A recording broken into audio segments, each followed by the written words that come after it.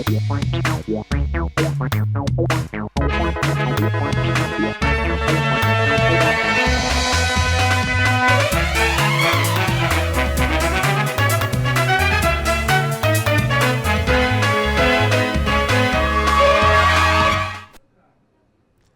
आप देख रहे हैं राष्ट्रीय समाचार और मैं हूं आपके साथ प्रिया पांडे। पहले एक नजर हेडलाइंस पर।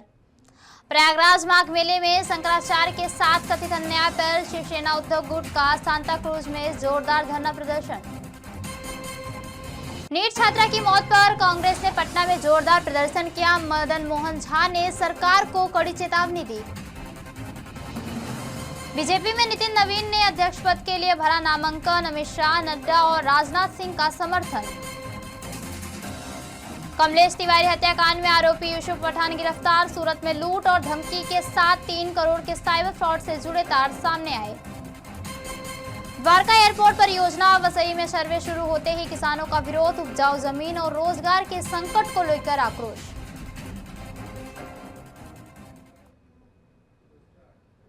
भारतीय जनता पार्टी के राष्ट्रीय अध्यक्ष पद के चुनाव को लेकर आज नामांकन का दिन रहा है। इस दौरान कुल 37 प्रस्ताव पेश किए गए, जिनमें एक प्रस्ताव केंद्रीय संसदीय बोर्ड की ओर से और शेष 36 प्रस्ताव विभिन्न राज्यों से दाखिल किए गए। प्रत्येक प्रस्ताव में 20 प्रस्तावक शामिल थे। पहले प्रस्ताव में प्रधानमंत्री नरेंद्र मोदी और केंद्रीय गृह मंत्री अमित शाह और रक्षा मंत्री राजनाथ सिंह जैसे वरिष्ठ नेताओं के नाम दर्ज थे। अब कल मतदान और परिणाम की प्रक्रिया पूरी की जाएगी। ऐसे में कल को लेकर बीजेपी मुख्यालय में तैयारियां तेज कर दी गई है और पार्टी कार्यालय में भी गहमागहमी का माहौल बना हुआ है।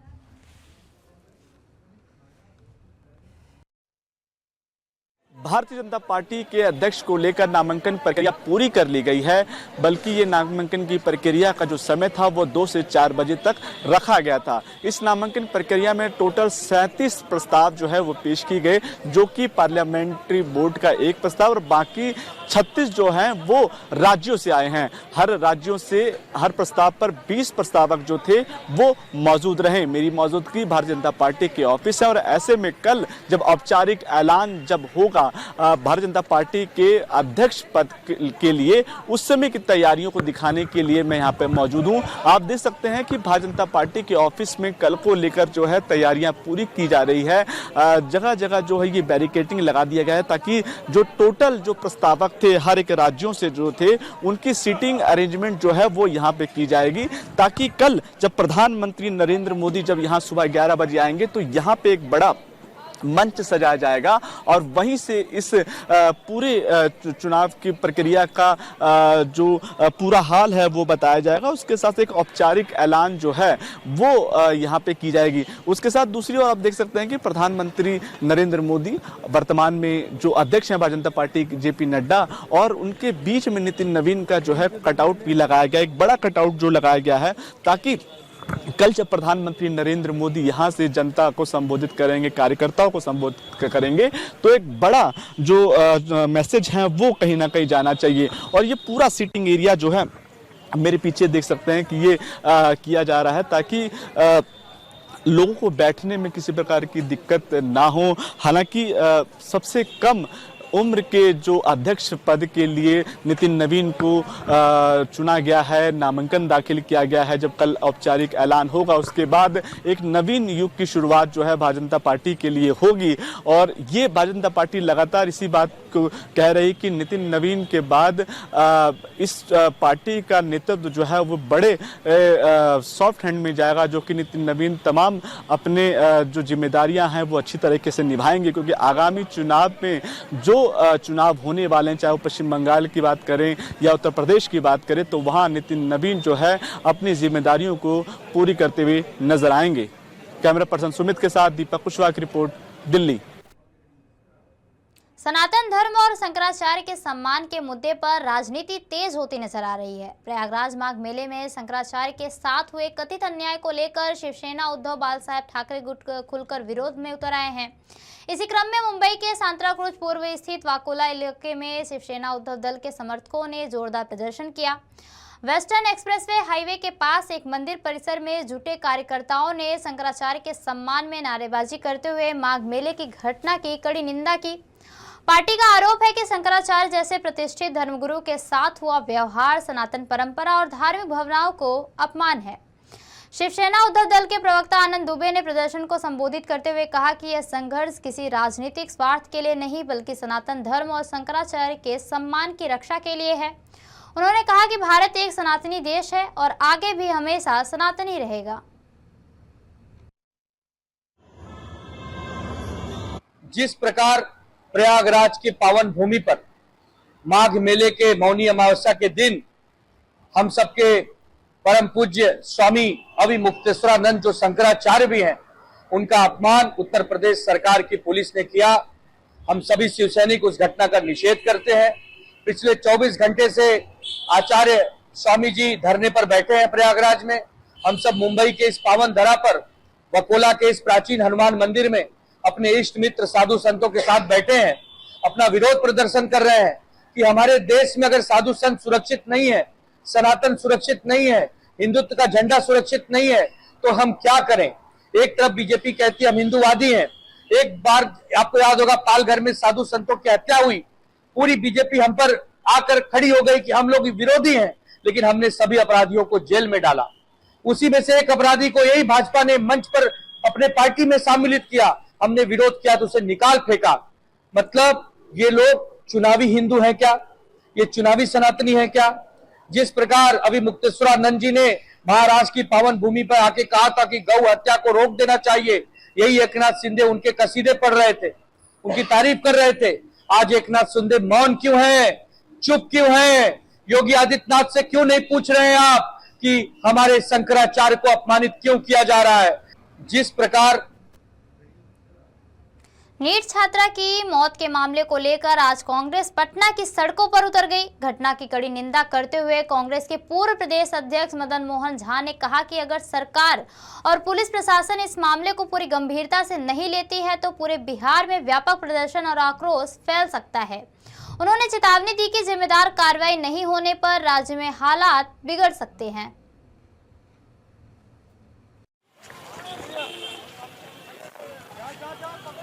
कांग्रेस के पूर्व प्रदेश अध्यक्ष मदन मोहन झा जी हमारे साथ हैं। एसआईटी की गठित हो गया है, लेकिन अब उस पर भी आप लोग सवाल खड़ा कर रहे हैं कि जो पुलिस पर पहले आरोप लगा उसी की जो गठन हुआ उससे पहले क्या हुआ? उस जिसके साथ बलात्कार हुआ, जिसकी हत्या हुई, उसको आत्महत्या का रूप देने का पूरा प्रयास किया गया। जब आप लोगों ने उसका ध्यान आकृष्ट किया, हमारे नेताओं ने इसका ध्यान आकृष्ट किया, तब एसआईटी का गठन हुआ। तो मैं समझता हूं कि अगर उस पर दबाव नहीं पड़ेगा, अगर सरकार का ध्यान आकृष्ट नहीं करेगा, तो जो बड़े लोग इसमें इन्वॉल्व हैं, जिनके इशारे पर इसको आत्महत्या का रूप दिया जा रहा था, वो लोग केस को बहुत जल्द प्रभावित करेंगे। हम सरकार से मांग करते हैं कि निश्चित रूप से इस पर अविलंब कार्रवाई करे और जो लोग इसमें इन्वॉल्व हैं उसको बचाने के प्रोसेस में उन पर भी कार्रवाई होगी। क्या लग रहा है आगे कार्रवाई होगी? आगे निश्चित रूप से कार्रवाई होगी, नहीं तो बिहार जल जाएगा।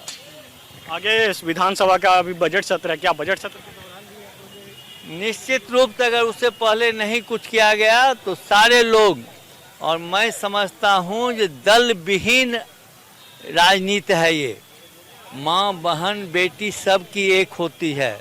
किसी एक के साथ घटना हुआ, ठीक है, हम लोग विरोधी में हैं, हम लोग ने ध्यान आकृष्ट किया है, लेकिन मैं हर एक दल के लोगों से आग्रह करता हूँ कि इसको राजनीतिक रूप से नहीं लें, नहीं तो किन्हीं का घर का बाल बच्चा सुरक्षित नहीं रहेगा। ये थे कांग्रेस के पूर्व प्रदेश अध्यक्ष मदन मोहन झा जी। साफ तौर पे कहते नजर आ रहे हैं कि अगर इस मामले में जो है अगर कार्रवाई नहीं हुआ तो बिहार जो है जल जाएगा। इन्होंने एक बड़ा बयान दिया है कि बिहार जल जाएगा, बिहार में आंदोलन का रूप लिया जाएगा। कैमरा पर्सन विकास के साथ विवेक रंजन, राष्ट्रीय समाचार, पटना। बिहार तकनीकी सेवा आयोग यानी बीटीएससी कार्यालय के बाहर पारा मेडिकल छात्रों का प्रदर्शन जारी है। छात्र अपनी अलग अलग मांगों को लेकर सड़क पर उतर रहे हैं। एक्सरे टेक्नीशियन की रेंज ऑब्जेक्शन की प्रक्रिया, डॉक्यूमेंट वेरिफिकेशन और लैब टेक्नीशियन मामलों पर स्टे लगे होने के चलते छात्रों ने समाधान की मांग की है। वही फार्मासिस्ट की बहाली, स्टाफ नर्स रिजल्ट के बाद ऑब्जेक्शन पोर्टल खोलने और ओटी असिस्टेंट के डॉक्यूमेंट वेरिफिकेशन की डेट जारी करने की भी छात्र जोरदार मांग कर रहे हैं। छात्रों का कहना है कि विभाग जल्द इन सभी मुद्दों का समाधान निकाले। भारतीय जनता पार्टी में संगठनात्मक स्तर पर एक अहम कदम उठाते हुए नितिन नवीन ने अध्यक्ष पद के लिए अपना नामांकन दाखिल कर दिया है। उनके नामांकन के साथ ही पार्टी में नेतृत्व को लेकर तस्वीर लगभग साफ मानी जा रही है। सूत्रों के मुताबिक कल औपचारिक रूप से उनके नाम की घोषणा की जाएगी। नितिन नवीन के नामांकन को केंद्रीय गृह मंत्री अमित शाह, भाजपा के राष्ट्रीय अध्यक्ष जेपी नड्डा और रक्षा मंत्री राजनाथ सिंह का समर्थन पत्र भी मिला है, जिससे उनकी दावेदारी और मजबूत हो गई है। इसी मौके पर केंद्रीय मंत्री गिरिराज सिंह ने कहा कि नितिन नवीन को बड़ी जिम्मेदारी सौंपी गई है और आगामी पश्चिम बंगाल चुनाव में टीएमसी का कुछ भी नहीं चलने वाला है। उन्होंने दावा किया कि भाजपा पूरी मजबूती के साथ चुनाव लड़ेगी और जीत भी हासिल करेगी। और एक शुभ दिन है कि भारतीय जनता पार्टी ने जो युवा अध्यक्ष बनाए हैं, ये पूरे देश के राजनीतिज्ञों को, राजनीतिक पार्टियों को एक संदेश गया है कि भारतीय जनता पार्टी ही है जो फर्श से अर्श तक कार्य करता जाता है। और शायद कांग्रेस में तो संभव है ही नहीं, वहाँ तो वंशवाद का है।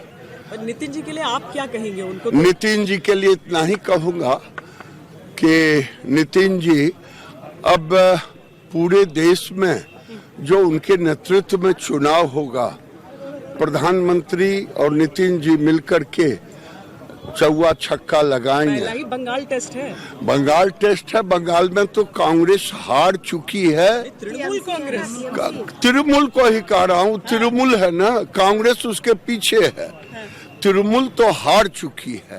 वहाँ अगर मैं कह नहीं सकता कि ये कौन सी मुख्यमंत्री है जिसे संविधान से कोई लेना देना नहीं, जो संघीय ढांचे को ममता बनर्जी नहीं मानती है, जो केवल बांग्लादेशी घुसपैठियों के सहारे, केवल अगर मैं कहूं तो बंगाल पूरे देश का एक ऐसा राज्य है जहां संघीय ढांचा नहीं है, जहां संविधान का कोई सम्मान नहीं है, जहां पर लोकतंत्र का सम्मान नहीं है। वो अपने आप को एक राष्ट्र समझ रही हैं, लेकिन वहाँ का हिंदू समाज इस बार जय और क्षय होकर के तृणमूल को हराएगा। केंद्रीय मंत्री ने कहा कि आगामी चुनाव के बाद नितिन नवीन को भारतीय जनता पार्टी का अध्यक्ष चुना जाएगा। उन्होंने कहा कि नितिन नवीन के नेतृत्व में पार्टी हर चुनाव में सफलता हासिल करेगी और उनका प्रभाव पार्टी की नीतियों और रणनीतियों पर स्पष्ट रूप से दिखाई देगा। केंद्रीय मंत्री ने यह भी भरोसा जताया कि नितिन नवीन के अनुभव, ऊर्जा और नेतृत्व क्षमता से बीजेपी को देश भर में मजबूती और नई दिशा भी मिलेगी, जिससे पार्टी अपने राजनीतिक लक्ष्यों को और प्रभावी ढंग से प्राप्त कर सकेगी। बात करने के लिए केंद्रीय मंत्री जुएल ओरांव जी है। जुएल ओरांव जी हैं। सर, नामांकन की प्रक्रिया शुरू हो गई, पहले सेट का भी आप ही अपना पहला सेट में मैं था। पहला सेट में मैं को नॉमिनेशन में मौका मिला, इसलिए भी धन्यवाद है। पहला सेट हमने प्रेजेंटेड किया है, अभी अल्फाबेटिकली प्रदेश वर्ग चल रहा है। एक युवा चेहरे पे बीजेपी बड़ा दांव खेलने जा रही है, क्या आगे के भविष्य क्या होंगे नितिन नवीन के लिए? बहुत युवा तो नहीं है, अनुभवी हैं, और लेकिन युवा हैं और अनुभवी आदमी हैं। हमारा गैलेक्सी ऑफ लीडर्स हैं, गाइड करेंगे, सब लोग मिलके काम करेंगे। एक आखिरी सवाल, क्योंकि आप बहुत अच्छे रिश्ते हैं आपके उनके साथ भी, आगामी जो चुनाव है, चाहे पश्चिम बंगाल की बात करें, उत्तर प्रदेश में बात करें, एक पूर्वोत्तर राज्यों में जिस तरीके की बात चल रही है, क्या लगता है कि क्या प्रभाव? सभी चुनाव को हम लोग जीतेंगे। आप महानगर निगम मुंबई का जीत लिया, अब हम जो भी चुनाव लड़ेंगे हम जीतेंगे। हमारा ये इतना पॉलिटिकल पार्टी और इतना कॉन्फिडेंस वर्कर में है कि हम हमको कोई हरा नहीं सकता है। चलिए बहुत बहुत धन्यवाद। तो मेरे साथ बात कर रहे थे केंद्रीय मंत्री जुएल ओरांव, जिन्होंने कहा कि इस चेहरे के बाद जो है आने वाले चुनावों में एक बड़ी लीडरशिप मिलेगी, जिसके कारण तमाम जो चुनाव हैं वो भारतीय जनता पार्टी नितिन नवीन के चेहरे पर जरूर जीतेगी। कैमरा पर्सन सुमित के साथ दीपक कुशवाहा की रिपोर्ट, दिल्ली। हिंदूवादी नेता कमलेश तिवारी हत्याकांड में आरोपी रह चुका कुख्यात बदमाश यूसुफ पठान जमानत पर बाहर आने के बाद भी अपराध की दुनिया से दूर नहीं हुआ। सूरत के लिंबायत इलाके में उसने अपने परिचित मोहम्मद इकबाल को चाकू दिखाकर जान से मारने की धमकी दी और करीब उससे 7 लाख रुपए की क्रेटा कार जबरन लूट ली। पीड़ित इकबाल वेल्डिंग का काम करता है और कार लोन पर खरीदी थी, जिसकी EMI भी आज भी वही भर रहा है, जबकि यूसुफ खुलेआम उसी कार से घूमता रहा। डर और दहशत के चलते पीड़ित लंबे समय तक चुप रहा, लेकिन अंततः शिकायत मिलने पर लिंबायत पुलिस ने त्वरित कार्रवाई करते हुए आरोपी को उत्तर प्रदेश से गिरफ्तार कर लिया। जांच में यह भी सामने आया है कि यूसुफ पठान के तार महिसागर जिले के लुड़ावला गांव में है और जिससे उसके बड़े अंतर्राज्यीय साइबर क्राइम नेटवर्क से जुड़े होने की आशंका भी जताई जा रही है। पुलिस उसके बैंक खातों और मोबाइल संपर्कों की गहन जाँच कर रही है। लिंबायत थाने में एक फरियादी जो मोहम्मद इकबाल सिद्दीकी है, जो लिंबायत थाने के विस्तार में रहते हैं, लिंबायत थाने में आए थे। उनकी फरियाद ये थी कि जो मेन अक्यूज है मोहम्मद यूसुफ खान निशद खान पठान, जिसकी आयु 30 साल है, जो मूल उत्तर प्रदेश कानपुर के रहवासी है। पहले भी वो कमलेश तिवारी यूपी का जो मर्डर केस है उसमें भी वो इन्वॉल्व है और उसके बाद वो जामीन पे छूटा था। DCB में भी यहाँ पे यूपी चौक दाखिल हुई थी, वहाँ से भी वो अभी जमानत पर है। लेकिन उसने जो फरियादी है मोहम्मद इकबाल खान सिद्दीकी, उसके पास से जो क्रेटा गाड़ी उसकी खुद की है फरियादी की, वो उससे ले लिया है और कहा था कि मुझे ये पसंद है और मैं ये रख लूँगा, और RC बुक भी उससे ले ली थी ज़बरदस्ती से। तो लिंबायत थाने में एक्सटॉर्शन की फरियाद दाखिल हुई है, जिसमें हमने ये जो आरोपी है मोहम्मद यूसुफ खान निशद खान पठान, उसको अरेस्ट किया है। लिंबायत थाने में एक तीर्थ स्थल द्वारका के चर्चित वसई गांव में एयरपोर्ट परियोजना के शुरुआती सर्वे का काम शुरू होते ही किसानों का विरोध तेज हो गया। द्वारका में बढ़ते टूरिज्म को ध्यान में रखते हुए सरकार ने बेट द्वारका और नागेश्वर ज्योतिर्लिंग को हवाई मार्ग से जोड़ने के लिए वसई, मेवासा, गढ़ची और कल्याणपुर गांवों में 800 एकड़ से अधिक भूमि का चयन किया है, लेकिन स्थानीय किसान इस परियोजना के खिलाफ खड़े हो गए हैं। किसानों को कहना है कि यह इलाका अत्यंत उपजाऊ और पूरे द्वारका तालुका की खेती इस जमीन पर निर्भर है। एयरपोर्ट बनने से हजारों किसान बेरोजगार हो जाएंगे और इसका गंभीर सामाजिक असर पड़ेगा। आज वसई गांव में द्वारका प्रांत अधिकारी, मामलतदार, TDO और एयरपोर्ट अथॉरिटी के अधिकारियों ने भारी पुलिस बंदोबस्त के बीच प्राइमरी सर्वे शुरू किया, जिससे किसानों में आक्रोश फैल गया। किसानों का आरोप है कि सरपंच ने मीटिंग की सूचना दी थी, लेकिन अधिकारियों ने किसानों से बातचीत किए बिना जबरन खेतों में सर्वे शुरू कर दिया। प्रशासनिक मामलेदार रेवेन्यू अधिकारी खुद खड़ा है, हम गवर्नमेंट की परमिशन से ही सर्वे कर रहे हैं। यहाँ पे वो देखे हैं और मेवासा गांव के अंदर आज सर्वे कर रहे हैं और टोटल यहाँ पे तकरीबन हमने 267 सर्वे नंबर्स के ऊपर सर्वे करना है। इसके ऊपर कुछ सर्वे नंबर है जो गवर्नमेंट के हैं और कुछ सर्वे नंबर है जो प्राइवेट के हैं। अभी फिलहाल हम सबसे ज्यादा जोर गवर्नमेंट के जो सर्वे नंबर है उसके ऊपर दे रहे हैं, क्योंकि गवर्नमेंट के सर्वे नंबर जो है उसको काफी जगह पे देखा है कि एनक्रोचमेंट हुआ है और जो भी एनक्रोचमेंट गवर्नमेंट सर्वे नंबर के ऊपर हुआ है उसको हम जो भी रेवेन्यू कोड है उसके मुताबिक उसके आगे की प्रोसेस करेंगे।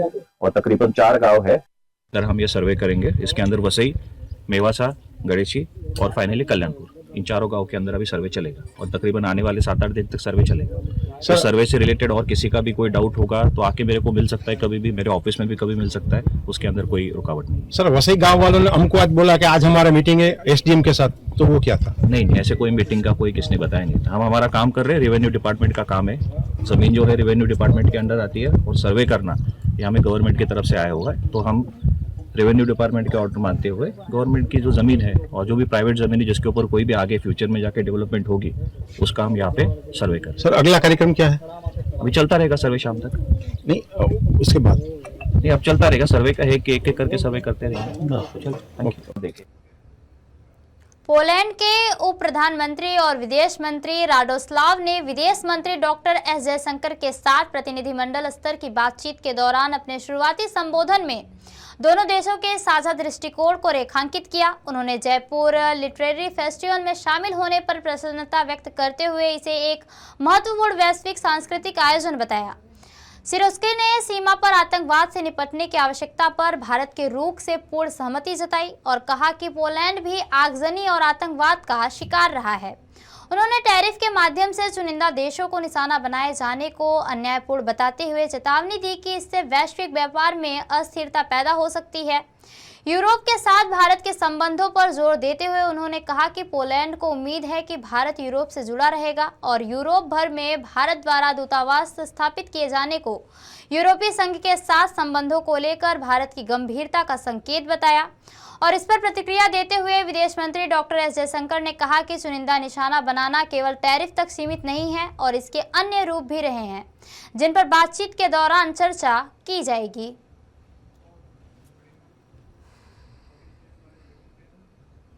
मुंबई के महापौर पद को लेकर राजनीतिक सरगर्मी तेज हो गई है। शिवसेना उद्धव बालसाहेब ठाकरे गुट के नेता और सांसद संजय राउत ने इस पूरे मामले पर खुलकर बयान दिया है। राउत ने कहा कि शिवसेना उद्धव गुट और बीजेपी के समर्थन को लेकर जानबूझकर भ्रामक खबरें फैलाई जा रही है ताकि एक दूसरे पर दबाव बनाया जा सके। उन्होंने प्रधानमंत्री नरेंद्र मोदी के बयान का हवाला देते हुए कहा कि यह दावा करना कि पहली बार मुंबई में बीजेपी का महापौर बनेगा पूरी तरह गलत है, क्योंकि मुंबईकरों ने जो जनादेश दिया है उसमें बीजेपी को जीत नहीं मिली है। संजय राउत ने स्पष्ट किया कि महापौर की रेस को लेकर उनकी पार्टी ने अभी तक कोई अंतिम फैसला नहीं लिया है। उन्होंने आरोप लगाया कि बीजेपी अपने नगर सेवकों को इधर उधर करने की कोशिश कर सकती है। साथ ही उन्होंने सवाल उठाया कि जहां शिवसेना उद्धव गुट के सभी नगर सेवक अपने अपने घरों में हैं, वहीं शिंदे गुट के नगर सेवकों को मुंबई के एक होटल में नजरबंद क्यों रखा गया। राउत ने आरोप लगाया कि एकनाथ शिंदे बीजेपी के नगर सेवकों को तोड़ने की कोशिश कर रहे हैं।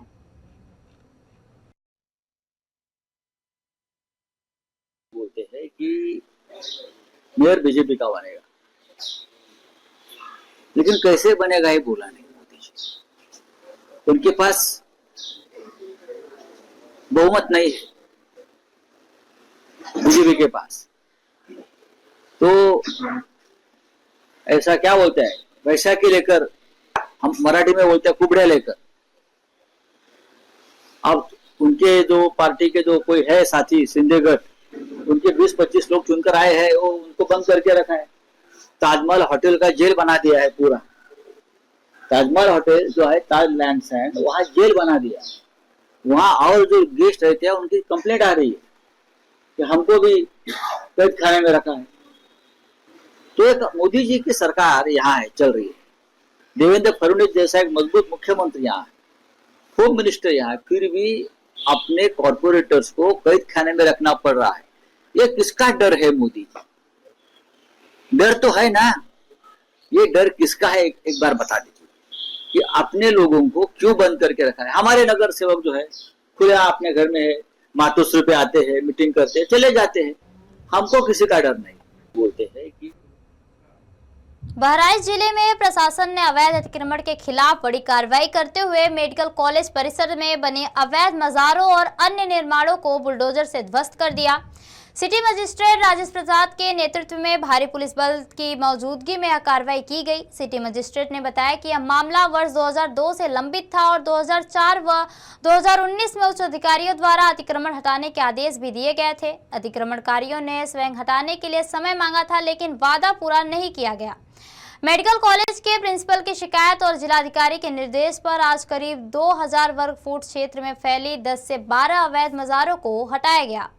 प्रशासन ने स्पष्ट किया कि इनमें से केवल 2 मजारें ही वक्फ बोर्ड में दर्ज थी, जबकि शेष सभी अवैध रूप से बनाई गई थी।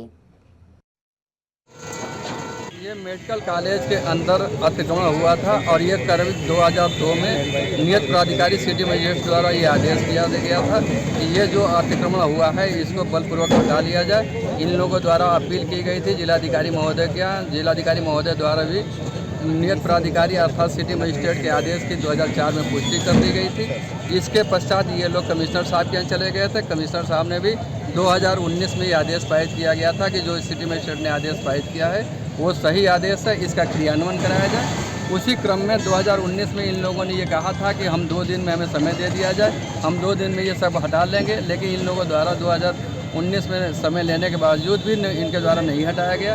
आज इसके पूर्व प्रिंसिपल साहब ने अवगत कराया कि ये 2002 से भी ये मुकदमा चल रहा है और आदेश होने के बावजूद भी ये लोग अवैध अतिक्रमण नहीं हटा रहे हैं, इसलिए ये अवैध अतिक्रमण हटवा दिया जाए। जिलाधिकारी महोदय द्वारा ये निर्देश दिया गया कि इसे बलपूर्वक हटा लिया जाए। अगर ये अपने सुलह समझौते के आधार पर नहीं हटाते हैं तो इसे बलपूर्वक हटा लिया जाए। तो ये थी अब तक की खास खबरें, और खबरों के लिए बने रहिए राष्ट्रीय समाचार के साथ। नमस्कार। We'll be right back.